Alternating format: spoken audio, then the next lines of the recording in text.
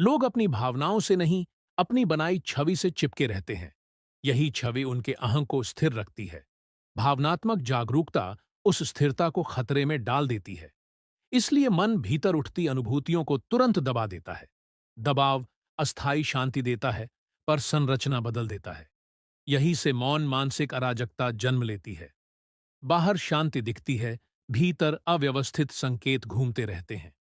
मन उन्हें पहचानने से पहले ही बंद कर देता है, क्योंकि पहचान का मतलब स्वीकार करना होता है, और स्वीकार करना अहम को कमजोर करता है। इसलिए चेतना अपनी ही भावनाओं से दूरी बना लेती है। यही दूरी धीरे धीरे आंतरिक शोर में बदलती है। लेकिन यह शोर सुनाई नहीं देता। यह निर्णयों के पैटर्न में रिश्ता है। व्यवहार बदलता है, कारण अदृश्य रहता है। व्यक्ति सोचता है कि सब नियंत्रण में है। वास्तविकता में नियंत्रण पहले ही खिसक चुका होता है। दबाई गई भावना स्मृति में शांत नहीं बैठती। वह संरक्षित ऊर्जा की तरह जमा होती रहती है।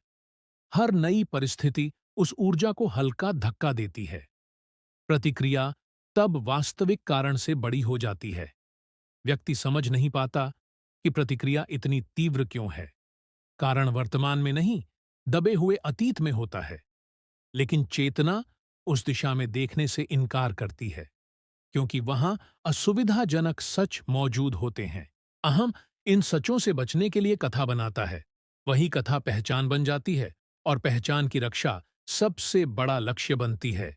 इस रक्षा के लिए मन भावनाओं को अविश्वसनीय घोषित करता है।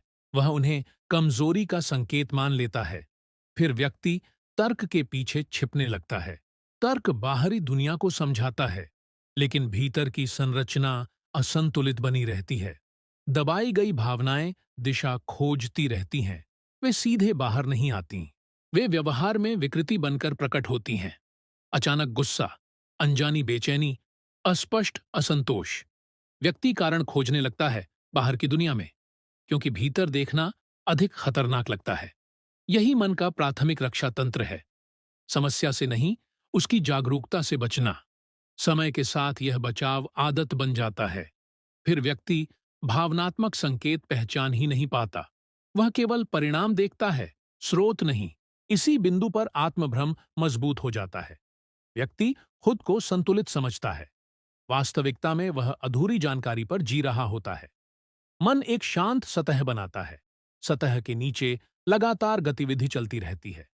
चेतना उस गहराई तक पहुंचने से बचती है, क्योंकि वहां अनियंत्रित सत्य छिपे होते हैं। यही सत्य अहं के स्थिर ढांचे को हिला सकते हैं। इसलिए मन भावनाओं को अस्पष्ट बनाए रखता है। अस्पष्टता स्थिरता का भ्रम देती है।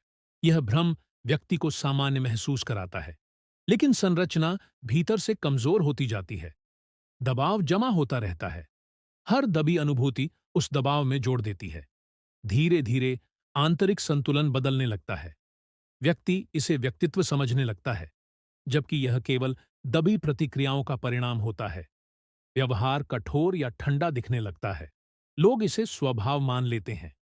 असल में यह अधूरी भावनात्मक प्रक्रिया होती है। मन इसे पहचानने नहीं देता, क्योंकि पहचान का अर्थ जिम्मेदारी होता है। जिम्मेदारी अहम की सुविधा को खत्म करती है। इसलिए आत्म जागरूकता सीमित रखी जाती है। सीमित जागरूकता ही आरामदायक लगती है, लेकिन यही आराम भीतर असंतुलन बढ़ाता है। धीरे धीरे निर्णय असंगत हो जाते हैं। व्यक्ति कारण नहीं समझ पाता। वह बाहरी परिस्थितियों को दोष देता है, जबकि वास्तविक स्रोत भीतर छुपा रहता है। यही छुपा हुआ तंत्र जीवन की दिशा मोड़ देता है। पर चेतना इसे स्वीकार नहीं करती, क्योंकि तब पूरी पहचान पर सवाल उठेगा। यही कारण है कि भावनाओं से दूरी बनी रहती है। दूरी अहम को सुरक्षित रखती है, लेकिन मन को अस्थिर करती रहती है। व्यक्ति स्थिर दिखता है। भीतर लगातार पुनर्गठन चलता रहता है। यह पुनर्गठन कभी रुकता नहीं, क्योंकि दबी भावनाएं समाप्त नहीं होती। वे केवल दिशा बदलती रहती हैं, और हर दिशा नया व्यवहार बनाती है। फिर व्यक्ति खुद को पहचानने की कोशिश करता है, लेकिन जानकारी अधूरी रहती है। तब एक असहज विचार उभरता है।